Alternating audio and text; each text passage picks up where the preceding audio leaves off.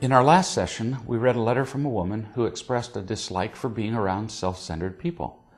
She didn't like how they cared only about themselves in their conversations, for example. And she used her sister-in-law as an illustration of such people. She asked, "What can I do to get people like that to see how selfish they're being?" I said that selfish people are not intentionally hurting or even ignoring anyone. They're just empty and doing whatever they can to fill their own emptiness. In the process, they just don't care about anyone but themselves, and it does affect others. I told her that she needed to see that her being bothered by such people revealed that she is as empty as they are. Now, back to the writer of the letter. When you're honest about the lack of real love in your own life, it's harder to judge the people around you and feel angry toward them. It's also easier to see the next step you can take in responding to these people. You need to get more real love for yourself. You find these people difficult only because you are competing with them for imitation love. As you feel more loved, it won't bother you when selfish people are fighting for attention. In fact, their efforts will seem kind of pointless, even silly to you.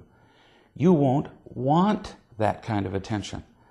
As you feel more loved yourself, you'll even be in a position to give these empty, lonely people what they really need, which is real love. As you begin your efforts to find real love, it's important that you focus on getting it from people who actually have it to give.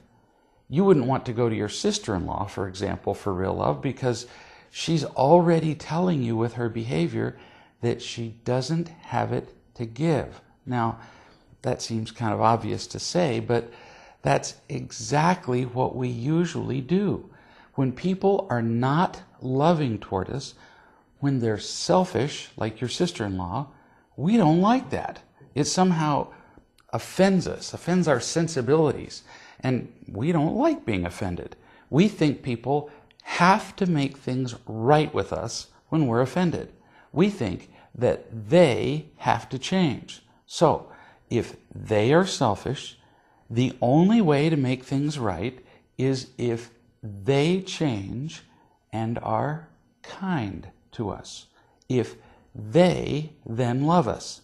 But that almost never works out because when people are unloving toward us, they're clearly telling us that they don't have the love we need.